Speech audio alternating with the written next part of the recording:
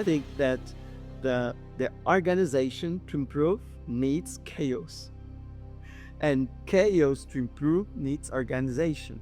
Football, sometimes you are a game-centered approach. You are more worried about the game model or more worried about how we are playing than improving players, developing players. Data, but just data, they are meaning nothing for us. We have to move data from information, information to knowledge, knowledge to the theory, and the knowledge theory to practice, and then reflect about practice. And the coach have to inspire the players, and me as a coordinator, I have to inspire the coaches. So it's important to say that, because in our methodology we believe that environment it's more important than knowledge, because the tradition of education was like, I have the knowledge as a professor, I have the knowledge, and I will throw the knowledge at you. Like, I have money, put money, put money, put money in a bank. So it's a bank education, but we don't believe in our philosophy, in our methodology, in a bank education. We believe that create environment. Like, if we create a safe environment, a care environment, the players will take risks. The player will be creativity. The player will be safe, like to 1v1, and I will face the opponent.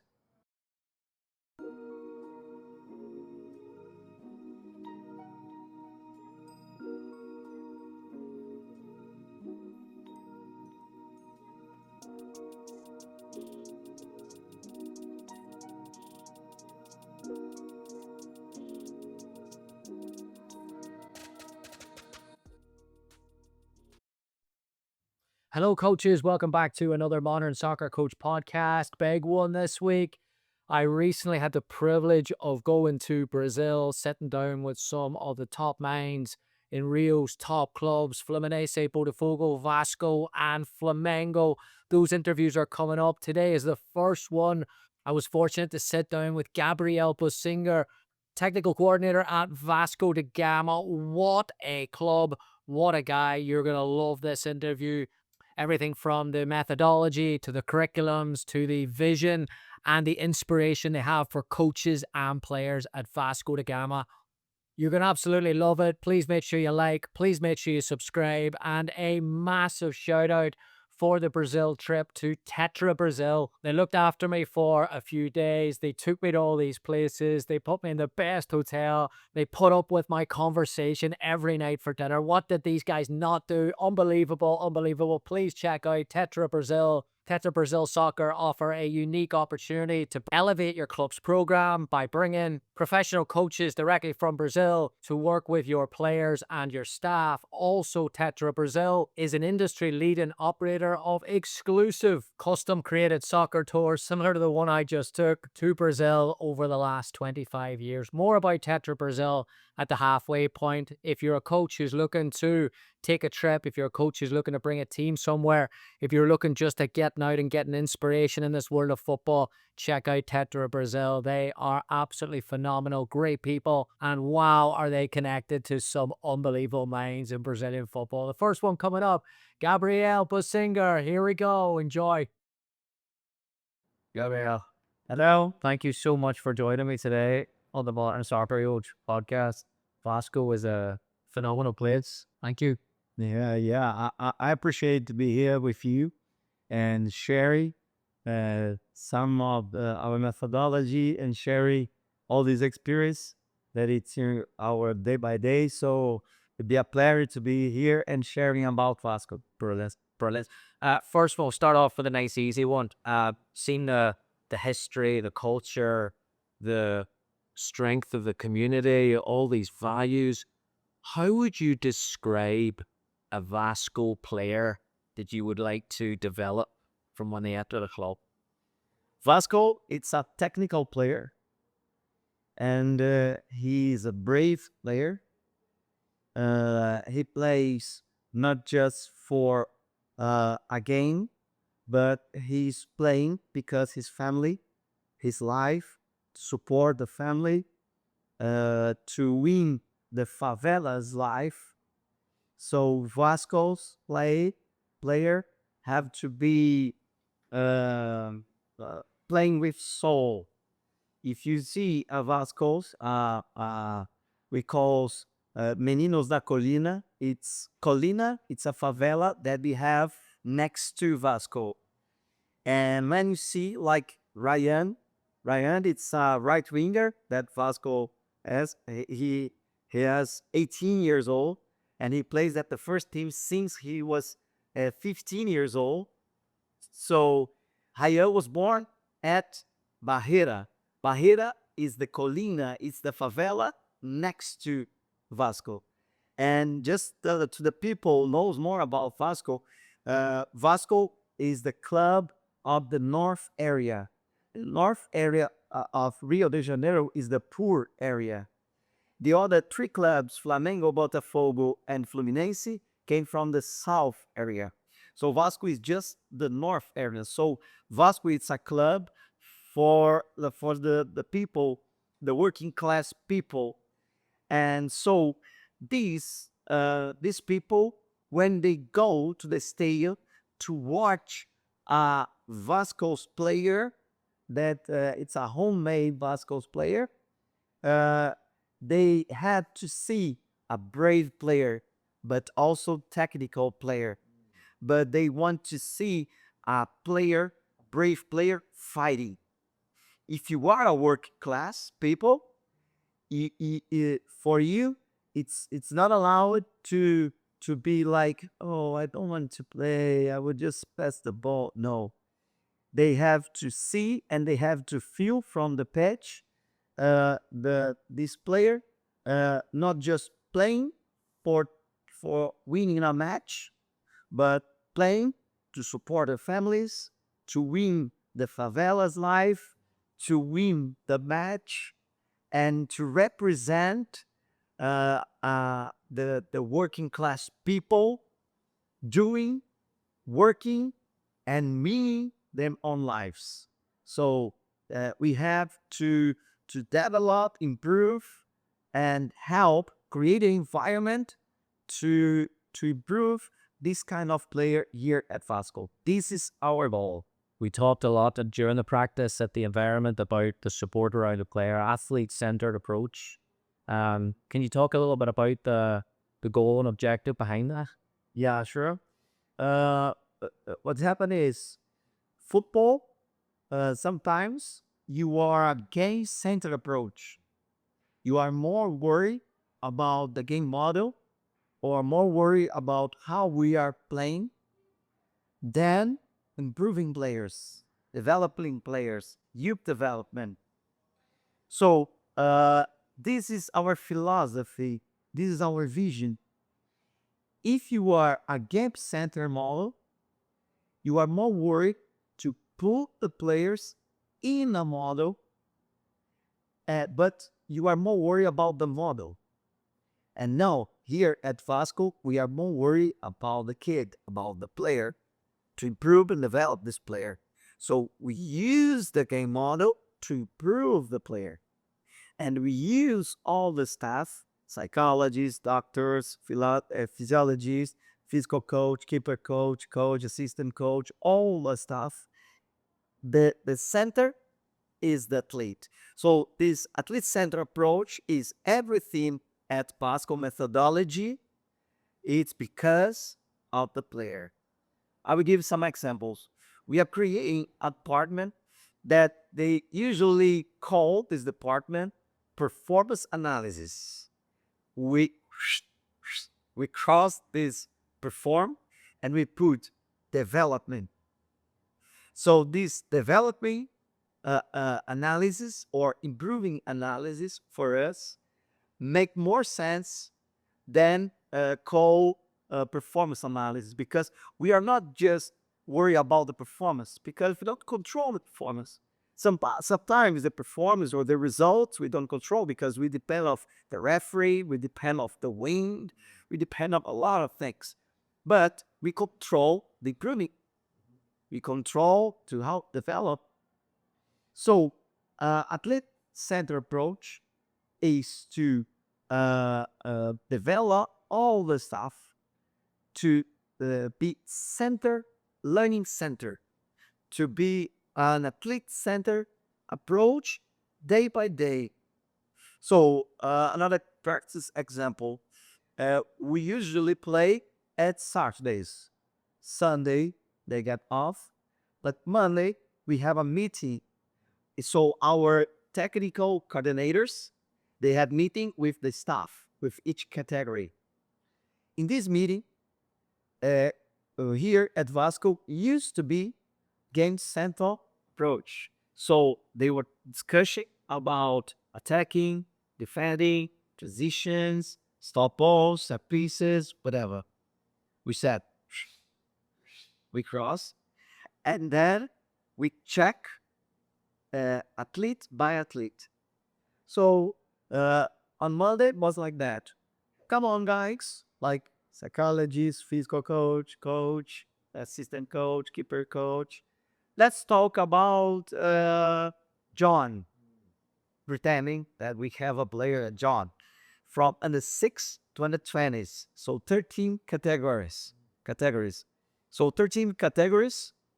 And this meeting is discussion about athletes, not discussion about matches, games. So what about John? Your performance? Yeah, let's talk about your performance. But why he's doing like that? What should we improve in John's performance to improve him? Is defending, it's attacking, what? But about the player, he's not feeling well because, don't know, he got a problem, a family problem. Oh, good psychologist. Thank you, the coach. Oh, that's why he was worried about that. He felt pressure, you know. The physiologist, oh, I was seeing at the report, a physical report, and the distance was not so good. The high times speeds was not so good.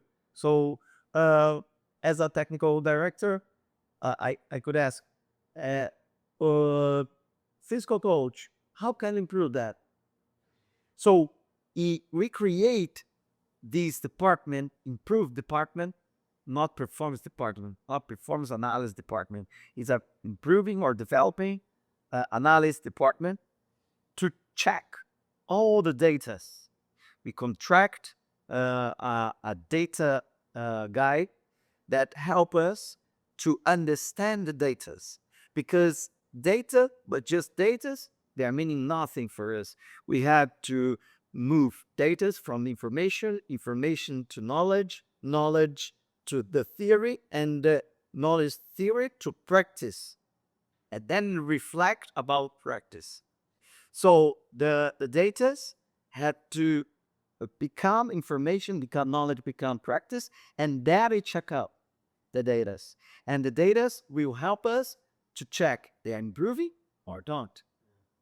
So we have here in our methodology evaluation program, and this evaluation program, we, as I told you before that, we separate in 4 levels: level 1, 2, 3, and 4. Level 1 is the red color, level 2 yellow color, level 3 green color, and level 4 blue color.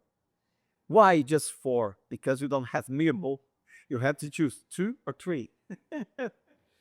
So, and when we evaluated an athlete, we had 6 indicators, 6 KPI in each players that we see. Like the indicator number 1 is red, indicator number 2 is blue, the indicator number 3 is green. So when you see the picture of the player, you see the color. When you see the color, help us to understand what they have to improve. So this department is responsible to help all the club understand what they should improve quickly.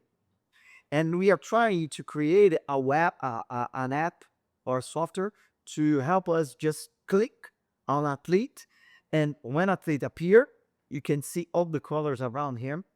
So we fast, we can see, oh, this part they should improve, so let's improve, so let's use the train sessions to improve what they should improve. So as you can see, we are not so worried about the game model, about attacking, or defense, or line, but we are more worried about how they are improving, how they are developing. And not just about technical, tactical, physical, but the mentality, the spiritual, social influence, all the dimensions that the performance uh, uh, uh, works. So, uh, an athlete-centered approach is create a philosophy that athlete is the center. So all the club, the staffs, the methodology, the game, everything works for the players because our main goal is to promote the players to the first team. So I think that now you can imagine. I can give some practice examples as I gave you. So we evaluated this athlete and we check up on the colors with the indicators, what they should improve. We go to the train session and improve the athlete. And we are worried about the individual needs. So we are not worried about uh, just collective game model, but we are worried about individual needs. So when you have a athlete center approach, we are worried and we are focused on the individual needs, and the coach had to inspire the players, and me as a coordinator, I have to inspire the coaches. And so that's why we create a PDP program. It's a program to develop coaches and develop people here. Because Vasco, we don't have so good budget as some other clubs in Brazil. So we had to develop people here. So me as a technical coordinator and a coach developer, I'm mentoring my coaches to mentor the players. So individual approach, individual leads, inspiring each other. So this is our philosophy. This is our vision to to using our methodology a way to develop the Vasco's players, as I told you. Hello, coaches. We'll take a quick break here. I've got to give a shout out and a big, big thank you to TetraBrazil for hosting me, for taking me around, for showing me the sites, connecting me with the people at Botafogo, Flamengo, Vasco da Gama, and Fluminense over the 5-6 days I was there for. I was really, really well looked after. The food was unbelievable. The conversation was great. You've got to check out TetraBrazil. They offer a unique service to clubs by bringing over Brazilian coaches with the Brazilian methodology to work with players and staff. They have their own curriculum. It's recognized in Brazil. They can come over and work with your players, or you can bring coaches over to work with your staff and your players as well. And then, of course, they are industry leaders in these exclusive soccer tours to Brazil. So if you are a director, if you are a coach who is looking to take their team somewhere, or is just looking for a little bit of inspiration and looking to take a trip like the one I took, definitely check out TetraBrazil. I can also connect you to the people at TetraBrazil. So if you want me to make that connection, if you want me to introduce you to them and see what they're about, I'll put their information below, and I'll also put my email there as well. Gary, a modern soccer coach. Ask me anything about the trip. Ask me anything about the connections, the hospitality, the quality of the visit. And happy to chat to you about it. Gary at modernsoccercoach.com. Massive thank you for TetraBrazil Soccer. Definitely check them out. All the podcasts coming up, I have massive thanks to them for help setting it up. Luis, Jose, and Paulo were absolutely outstanding. So check them out. Massive thanks. Back to Gabriel. Seeing it up close, one of the things that really jumped out to me was when you say software or quantitative analysis, especially today, everyone thinks of, all right, I need to get the app that Vasco are using. But you're right, the people, the connection, putting people around the players, the psychologists. So when I watched the practice today, I stood beside psychologist, data analyst, team manager, physical trainers. There's 28 people around the U20 team. Yeah, yeah. And let's talk about the psychologist, because again, sometimes the psychologist is at an office miles away. You've got them on the pitch, watching the practices every day. How important is that? Yeah, yeah. We believe that psychology is an assistant coach as the others. Like, let's imagine, in these days we are talking too much about health, emotion, about health, mentality, about the human beings. And when we see like a staff, a coaching staff, we have physical coach, but you don't have a mental coach.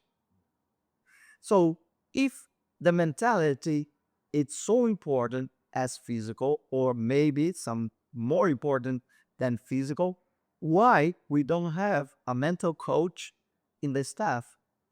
So here at Vasco, the psychologist goes to warm up, goes to the train session, watch the train session, what they are watching the behavior of the athletes, and they help the coaches to understand the others.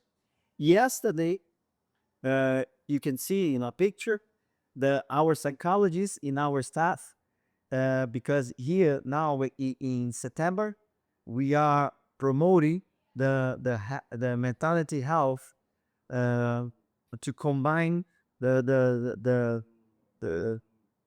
the death and all the depression and all the things we call Yellow September here in Brazil. So yesterday the psychology promoted an activity to reflect, to make the staff reflect about their own health. So the psychology is a one who be every day with the coaches, assistant coach, and he is an assistant coach, a mental assistant coach. So this is the whole of the psychology here, and he also had to get out of the office because he had to watch them and playing, because like sometimes the coach scream a name or make something in his body like, and the player felt that. But if the psychologist is inside the changing room, is inside the pitch, it's inside the match, he's watching the behavior, let's take note because yeah, they are not so good after they talk. And it's an amazing because, as I told you, it's an athlete-centered approach. So we have to create a staff around them. At Vasco, Rodrigo is the manager of all the youth academy, and we have 150 people employing, working for Vasco Youth Academy, and we have 420 athletes in all the youth academy from under 6 2020s. In each category, we have from 20, 21, 22 players until 30 players. We used to have more players, like 30, 35 players for each category, at least 40. But we were dismissing some players because we believe that as less players we have, more focus and attention we can work to improve the players.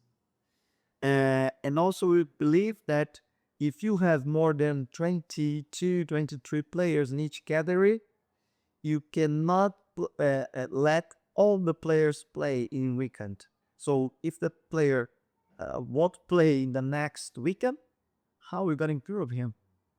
He should play. So that's why we have a lot of step around. Brazil is normal in the high level as Vasco, because Vasco is a top club in Brazil. So we have 28 staff in under 20. But if you go like to under 10, under 11, they have like 8, 9 people around the other player. I know that is too much for the odds, but It's a lot. I mean, it's interesting. I grew up looking at Brazil, thinking the hunger and the desire were on a different level. But now I'm over here and talking to people, you realize the pressure. So it's almost it's so heavy on these kids that are coming from different backgrounds that maybe they're being relied upon, not just to make Vasco's academy team, but they've got to get to X million dollars in their career to support their families. So how does that whole kind of word work with so much? There's so much technique that's rich in this area, but that the pressure that goes with it must be incredible.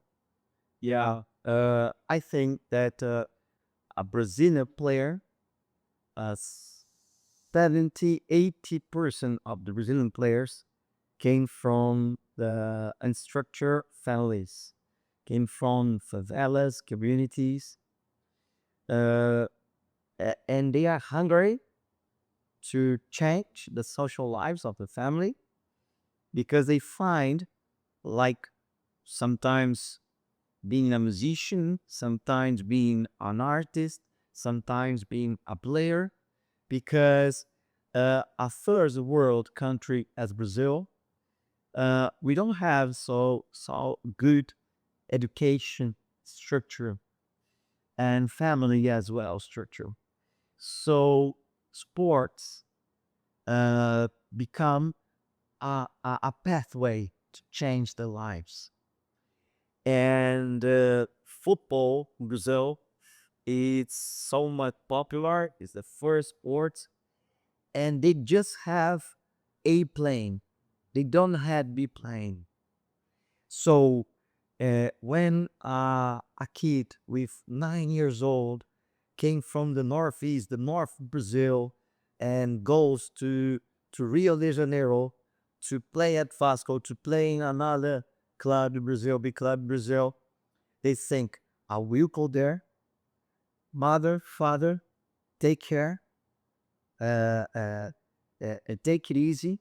I will be back here years later with money to change our life. And sometimes the mother comes with the players. So this is reality. It's so common in Brazil. Not to be common, but it's common. So when a player play for his family, he has a proposed. He plays for a why, and that's why they don't play for fun, but they feel pressure to win. They feel pressure to performance. They feel pressure because he feel that his mother, his father depend of him. It's not so easy for a kid playing grassroots phase, playing in teenagers phase, but the reality, and they year by year they are getting used with this culture, with this reality, and that's why we have to create a methodology that help them with that. So I was telling this morning that example, we create 6 indicators about train sessions, and these indicators, it's first one education, second one emotion, third one is caring, fourth is enjoyment, fifth is communication, and six is competitive. Why the 6 indicators? But because as a coordinator, I will watch a session of my coaches, and when they go out of the sessions, I will ask, did your train educated them? Did your train sessions give them emotion? And we were discussing about the emotion and about this reality, Brazilian reality. Emotion is so important because emotion drives learning, emotion drives educating, emotion drives performance, emotion drives feelings that we will remember and we're gonna learn. Competing, it's so important because when we are competing, we give our best. So we are improving. Enjoyment, it's so important because they are kids, but they are kids working almost a professional players with 10 years old receiving like $2,000 per month to support their own families, to send money to their own families. With 9 years old they have agent. So it's incredible culture, and they are dreaming to become a professional player with 18 years old and travel to the north hemisphere, like US, Europe, Asia, and chase the family lives. So inside the train session, we have to create this world with engagement, with caring, with motion, with educating, communicating. So the trade session, it's the main part of our week that we can interval and interact with the player. So that's why our coaches had to be like that, and we focus more to create an environment than throw knowledges. So it's important to say that because in our methodology, we believe that environment it's more important than knowledge, because the tradition of education was like, I have the knowledge as a professor, I have the knowledge, and I will throw the knowledge at you. Like I have money, put money, put money, put money in a bank. So it's a bank education, but we don't believe in our philosophy, in our methodology, in a bank education. We believe that create environment. Like if we create a safe environment, a care environment, the players will take risks. The player will be creativity. The player will be safe like to 1v1, and I will face the opponent. Like I'm winger and I have a fullback in front of me, and I can see a center back behind him covering him. But let's do it. It's me against you. Let's really and let's score because I feel safe in this environment, and I'm feel courage, and I have to change my life's family. You see, so we have to create this environment, and to finish my answer, we use a philosophy that we say trails instead rails. Trails instead rails. Why? Because when we work on athlete-centered approach, trails, we give norths. Like if I say to you, hey, let's go to the top of that mountain over there. But which way, Gabriel? Which pathway, Gabriel? I say, it's up to you. It being your talent, you decide. I give you autonomy. I will empowerment you to decide the way. But Gabriel, and if I mistake, if I make some mistakes, some errors, I said, doesn't matter. I'm next to you, supporting you. It's up to you. Let's do it. This is giving trails in north, but trails you decide and you thrive in a trail. But when we put rails, we put the talent on a rail, and they feel like on the jail, like I cannot go out for 1 meter for the right, 1 meter for the left. No, we have to be on the rail. So when we create rails, I think that cut some wings of the athletes, of the talents, of the big talents, and they are not big creativity. They just go to the rail, and they will be like Waze generation, Google Maps generation, that coaches say, turn right at the roundabout, take the second exit, like that. So they become robots. Yeah, yeah. So that's why the philosophy is trails instead rail. I love that. I love that. Something else that's fascinated me has been you mentioned the word creativity there. And of course, in the US, we have a big problem with that, as you're well aware. People think that it's the technical ability is being taught, refined, and structured like the reels. And all of a sudden, when that technique reaches the destination, coaches can let it go free. Uh, you said something really interesting this morning about favelas and futsal with the technique. How much of an advantage is that in this society, in this culture? Yeah, sure. At the grassroots phase, it's from like under 4, under 5 until under 9, into 10 years old. It's a very important phase for the kids and give them so much structure, environment, make that on the rails. So that's why it's so important to create environments like street football, like favelas football, like futsal, that with a small ball, with sometimes with socks ball, they create socks ball. They play without cleats, beyond foots on the floor, uh, beach soccer. So they play for free, sometimes without a coach.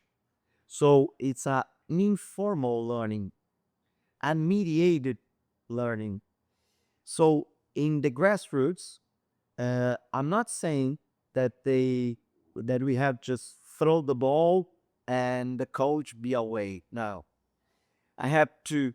The coach have to create an environment, instructor environment, informal environment, a mediated environment, uh, pedagogical learning that make the kids find the own answers. And what I see that in the other countries, in the grassroots phase, the coaches put a lot of cones, and you had to bring the cones, and you had to move the cones, the part. So for me, in my vision, this is putting the talent on the Braves. Okay, they will learn, but they will learn being a robot. So if you create a grassroots phase with freedom, but giving north. So that's why I told is not being absent the coach, be outside the coach. No, the coach is inside, but the coach sometimes the behavior is to be silenced, not giving answers, but giving asks.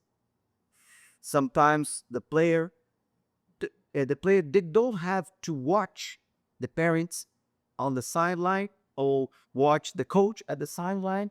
Like, and when they look to the sideline, what say, and now what I'm supposed to do?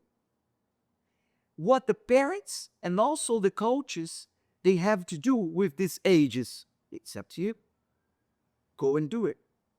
And if I'm wrong, and if I commit some mistakes, does it matter? I, I will give you an example with my son that I do in my house with my son. Yeah? My son is 2 years old, and my daughter 4 years old. Okay, it's a true story. True story. When I will cook in my house, when I will organize my bags to travel, always they are asking, "Daddy, Daddy, let me help," because when they are 2 years old, they want to do everything in our house. If you say, if you start cleaning the house, they'll ask, "Daddy, let me help you." Okay. If my eyes is on the about results, I will have a problem because they don't know how to clean, they don't know how to cook, and he will mess up my clothes with my bags. But if I am looking for enjoying, having fun, and make them be connection with me. We are together cooking. We are together making a juice. We are together cleaning a house. They feel connection. So they feel emotion. I am with my father, my dad, doing something and learning something. If I cook alone, cook, clean, or organize my bag alone, I'm gonna take like 5 minutes for each tasks. But if I do it with my son or my daughter, I'm gonna take like 30 minutes, 40 minutes. So we are always hurry. We are always anxious. And we are asking about Generation Z. So they are this generation so anxious. But as a parents, we are making them anxious. Because they said, Daddy, let me help you to organize, let me help you to clean up. You said, no, no, no, no, no, no. No, don't disturb me. Don't disturb me. Stay out, stay out. And when they are like 6 years old, 8 years old, we ask, please uh, organize your room, please help me cleaning the house. Said, no, I don't want anymore. So back to football. In the grassroots phase, it's the more important base phase to make them enjoy having fun, connect with the sport, connect with the coach. And this is a phase that we don't have to be worried with results, with performance, with position. Like, oh, my son had to play at the fullback as a winger, not midfield. Doesn't matter. For me, until 30, 40 years old, doesn't matter the position. Let them play as a winger, midfield, a striker, a center backs, even keeper. Okay? Why? Because let them learn on the trails to access the top of the mountains. So we don't have to worry about the results. I'm not worried about the results if my son and my daughter help me with house tasks. I'm worried to engage them. I'm worried to make them having fun with me. I'm worried to make them like to help and feel emotion, to help and to fix it and to get right the tests. So if I want to to uh, to help them and to improve and to develop youth players, I don't have to be worried with the results, but I have to be worried with the journey, learning, enjoyment, having fun, connection, emotion, competitive, but let them feel and don't give answers. As a coach, as a club, as a father, as a mother, parents, as an agent, don't give them so much structure things. So I think that this is the Brazilian secret. It's not conscious secret, but favelas, barracks is a house, coaches, it's outside. They grew up, they grow up on the pitch, on the street, on futsal courts, play by themselves, sometimes with a coach, but not licensed coach. But they having fun by themselves. And when they get like 9, 10 years old, the big clubs, wow, what a wonder player. I want to scout him to my club. Well, but he learned it to be creativity in a safe environment, in a freedom environment, in an encouraged environment. So we just have to encourage that to face any task and then a problem that can find. Just encourage that, and then we're gonna develop better players. Organization, chaos, the continuum. Please talk about that there. Again, something that blew my mind today when you. Manager. Yeah. I think that the organization to improve needs chaos. And chaos to improve needs organization. So, like a third world, a third country as Brazil, Argentina, Uruguay, African, you know, they are chaotic countries. So they will produce chaotic players, unpredictable players. But after 14 years old, they need a structure environment. They need organized environment. So we start with chaos, but sometimes you're gonna need the organized environment. So that's why we have a lot of problems after 13, 14 years old. So that's why Europe, US, they want to buy a player with 17 years old, 18 years old to finish the phase for the phase learning, the phase youth academy there. And they are right because we should organize more our youth academies after 13, 14 years old. So I think that the the uh, uh, the chaos needs the organization to improve. This is the Brazilian reality. But US, Australia, Europe, they need more. They are so much in structure and so much organized. So they need chaos to improve. So that's why when I travel to other countries, even and delivering some lectures and some practice for the courses, I always say, give them some chaos. I challenge people that they are watching us that try to deliver some session, some chaos session. Like, which position should I play? You decide.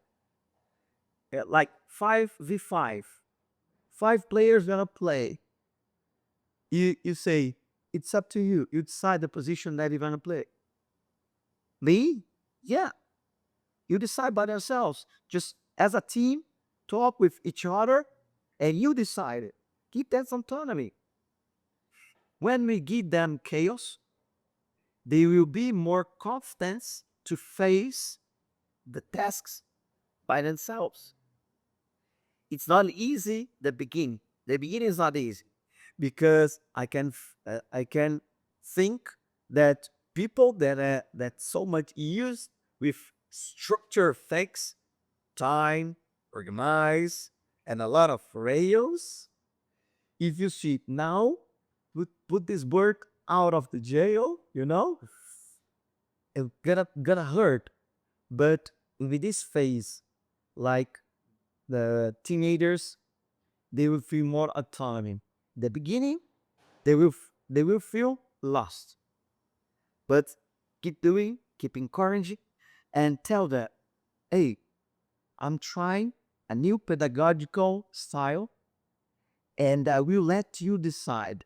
And I'll give you autonomy. I will empower you to you decide. Yeah, and if I'm stay because with a lot of structure, the player they have scare, they have fear to fail. And you say, okay, if you fail, is it okay? Remember Michael Jordan series about Mike, and when not the scouting from Mike, when he saw Michael Jordan shooting the last shot of the basket, uh, and he wasn't afraid. He was okay because he deal with the pressure. If we train our kids, our teenagers, to face the pressure, but if you fail, I'm here for you. If you fail, I will be there for you. So this is a safe environment. This is creating safe environment. This is creating encourage environment. So we're gonna see they trying more, facing more, because they are not so afraid to fail, but they'll be more encouraged to try, to take risks. So if you want to, if you are so much organized, and if you want to put some chaos if you're so much organized to improve your players, try. And remember, you had to create this environment, encourage environment, safe environment to mistakes, safe environment to try, safe environment to take risks, carry environment to say, if I fail, you are on my side. Uh, I will give an example with my daughters again, first to be practice. Yeah, my daughter, she's 4, and she was learning how to cycle in a bicycle. Uh, and she was afraid to get down on in my beauty. Before I said, daughter, I do believe in you. You can do it, but you can also fall down, and it's gonna hurt you. But I want to encourage you because I will be by your side. I'll be there for you. If you fell down, it's part of life. Get hurt, it's part of life. I'll be there for you. And she cried at the once, and she on the walls and fall back and start crying. And I ran. I took her, put my arms, I said, "Hey, is it okay? You saw? Is it okay? That is here. That is here. Do you want to try again?" And she said, "Yeah." I told her, "I am so proud of you. Not because you did it and not because your performance, but because you are courage. Because you are encouraged to try again." So you have to focus at the behavior to try again, not focus on fixed problems or focus on performance because they are 2 years old, 4 years old, 6 years old, 8 years old. So when we focus on courage, focus on autonomy, focus innovation, focus in, uh, um, in creativity, uh, and they feel that we are here, we are watching, and we are caring. They try, they take risks on a chaos environment. So she did it again, and when she went down and did without falling on the floor, I ran and said, "Wow!" And we started to scream, just her and I. I said, I asked her, "Why I am proud of you?" And she didn't say because I did, but she said because I've been trying again. I said, "That's it. That's it. I'm proud of you because you have tried again and you were courage to try again. I don't mind if you did it or if don't did it, but I'm worried about try again." So this is important. This is important for the coaches, for the technical coordinators as well. Because if the technical coordinators press so much the coaches will press the players. So the technical coordinators have to create this environment to make the coaches the freedom to create the new environment for the players. So that's why I think that so much structure and organization needs the chaos to improve. So chaos needs organization to improve, and organization needs chaos to improve. Amazing. Amazing.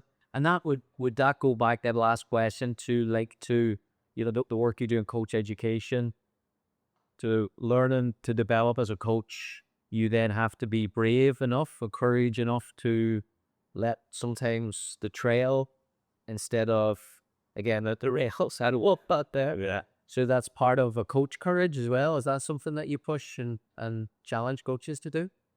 Yeah, yeah. I think that um, each country has your own culture, and we don't have to fight against the culture.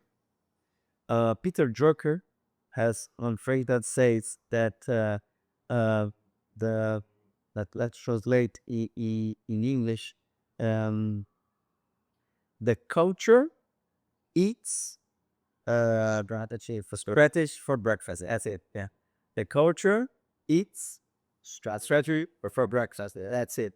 So we have to understand the culture. We have to understand people. We have to understand what is happening. But we have to create a methodology, not from the theory to practice. You have to create a methodology from the practice to theory. Why I say from the practice to theory? Because the patriot accept everything. The law accept everything. When you go to like a company, you can see vision, mission, philosophy, whatever. And sometimes if you ask for someone who is working near you, do you know the vision, mission? I don't know. Yeah, I have to read it somewhere. If, if the people who is employed, who is working, needs to read, it's because they are not interested on the person. So I think that our challenge in a club, in a culture that we don't know, we have to wait to spend 1 month, 2 months, 3 months watching people working, studying a lot, reading a lot about history, about culture organization, about the environment, about the people, environment, vision, whatever you can see. And then from the practice, you write the methodology on the paper. That is the theory. And also, we have to know what is the main goal of the club. Like some clubs, they want to invest to sell players. Okay. Some clubs, they are interested to promote players from the first team. Some clubs, they want to I don't know, create a environment to kids have fun. So depends of your main goal. Some school or some clubs, they create their football practice just to teaching life skills, you know, uh, to teaching confidence, communication, leadership, or whatever. So I think that we have to listen and to get know what is the main goal and what's the owners of the club, uh, uh, the chairman of this club. What do you want? What do you want? What is your propose? What is your main job and main goal? What I'm supposed to do? What do you expect from me? I expect that whatever. Okay, I will check out all your T, all your structure, all and organize the tripod: people, process, and structure. And a methodologist create a methodology that brings from the A point to B point. The A point is the culture, history, and where we are. We are. And the methodology is the way, the methodology is the pathway, the journey to access, to achieve the B point. And to create a specifically methodology to create acceptive, you understand, acceptive, like the right methodology. We have to take the methodology from the practice, not like I'm came from Brazil. I wrote the methodology, and now I put the Brazilian methodology in US. Yeah, that works.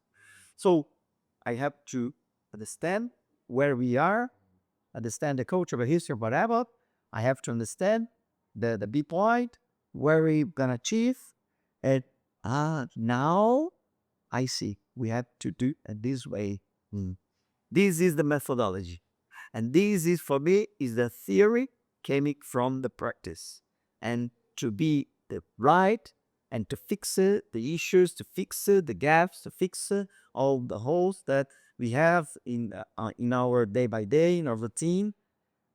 I think that is this is the job, the practice, the trains, matches, because we're gonna use every day by day. Like at breakfast, sit with your players and talk with them.